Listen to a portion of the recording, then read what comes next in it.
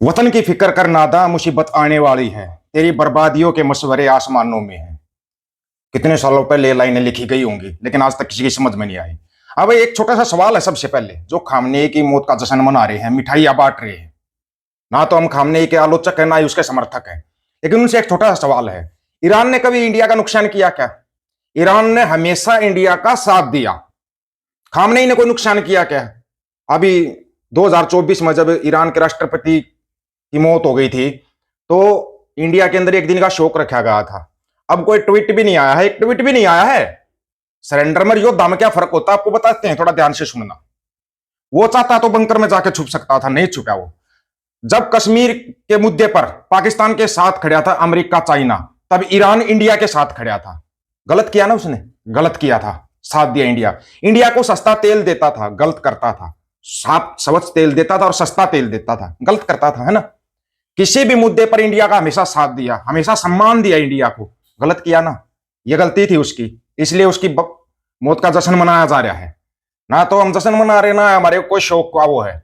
लेकिन अब वो चीज घूमकर, ईरान और अमेरिका वाली चीज घूमकर अगर इंडिया की तरफ आ गई, तो अब क्या करोगे? और वो आ गई, अपने सिर पे आ गई। शुरुआत में जो लाइन बोली थी ना, वो आ गई। वो मुसीबत क्यों आ गई, कैसे आ गई, थोड़ा ध्यान से सुन लेना। पूरा वीडियो सुनना अगर दम हो तो।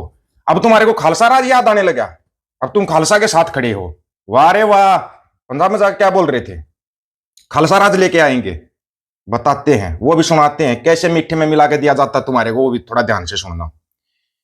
ईरान में चल रही हलचलों के बीच जिसका डर था वो ही हो गया, हो रहा है, और ये युद्ध अब हमारे मुंह पर आ खड़ा हुआ है। आ गया घूम फिर के। तुम सोच रहे हो कैसे खड़ा हुआ है?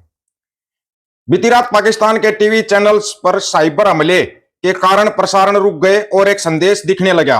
उर्दू फारसी में प्रकाशित इस संदेश में जनता का आह्वान किया गया कि वो अपनी सेना के विरुद्ध खड़े हो जाएं। पाकिस्तान ने इसके लिए भारत को भी जिम्मेदार बताते हुए आरोप लगाया है।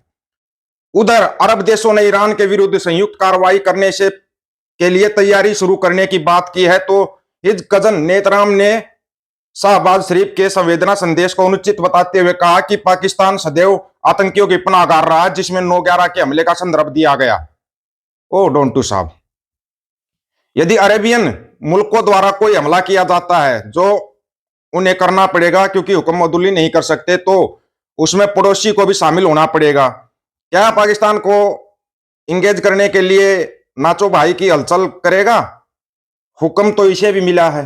अब हुक्म मिला है तो इनके पास सबसे अच्छी चीज क्या होती है? सिखों को आगे ले आओ, सिखों को आगे कर दो।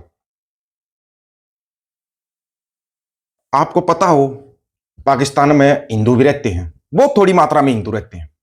उन्होंने अब की बार होली मनाने से मना कर दिया कि हम होली नहीं मनाएंगे, क्योंकि खामने की जो मौत हो गई है उस कारण हम होली नहीं मनाएंगे। फिर भी शहबाज शरीफ, वहां के प्रधानमंत्री, ने बोला आप होली मनाओ, कोई नहीं, सादगी से मनाओ, कोई बात नहीं है।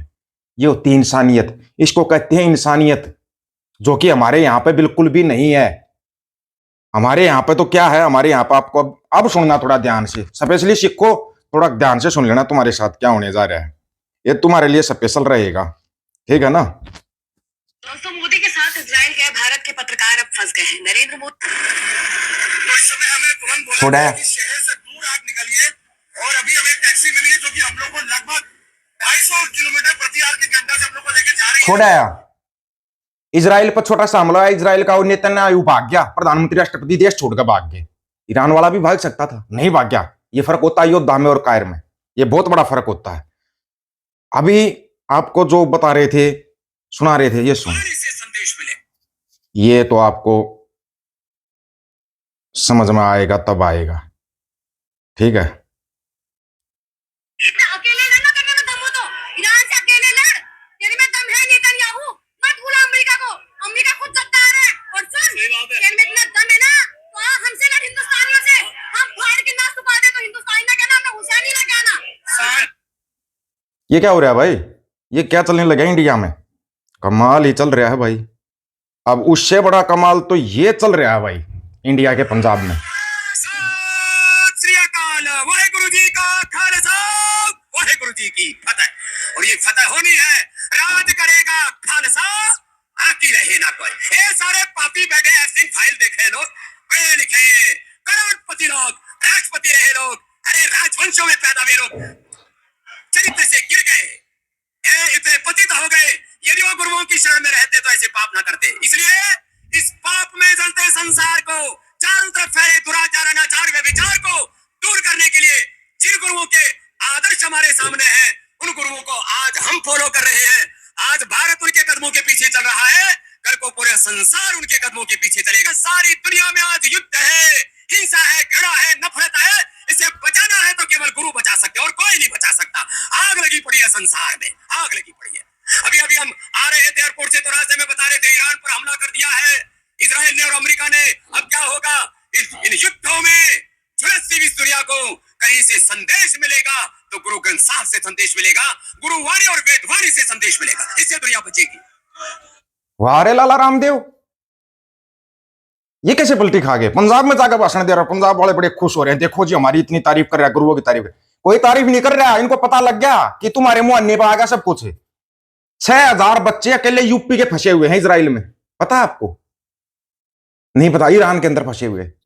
बताओ उन 6000 परिवारों का क्या होगा? सोचा कभी? नहीं सोचा। बस थोड़ा सा कहीं से थोड़ी सी साल बाल लगते ही चल दिए सिखों की तरफ। मिला दो, मीठे में मिला के पिला दो, ये पी जाएंगे। कमाल की बात नहीं है?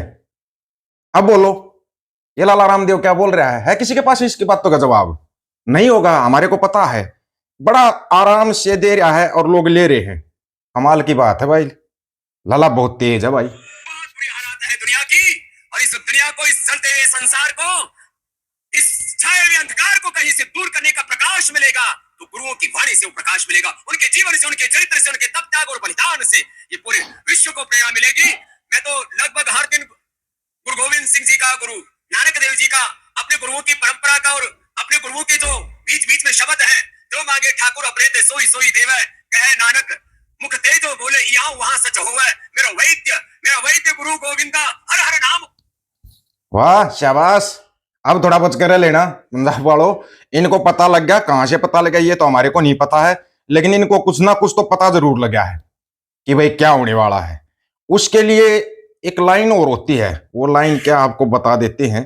वो लाइन बड़ी फिट बैठेगी। अब लाइन है, बहुत अच्छी लाइन है। जाको प्रभु दारुण दुख देही, ताकि मती पहले हर ले ही। तुम श्लोकों से बड़ा समझते हो ना, समझ गए होगे ना। प्रभु को जिसको दुख देने होते हैं ना, प्रभु भगवान को जिसको दुख देने होते हैं, उसकी पहले मत मार लेता है। अभी सिखों की मत मारी जा रही है, उनकी मत हरी जा रही है। कभी कोई जाकर भाषण दे रहा है, कभी कोई जाकर भाषण दे रहा है। कमाल की बात है, गृह मंत्री अमित शाह को सरोपा पहनाया जा रहा है।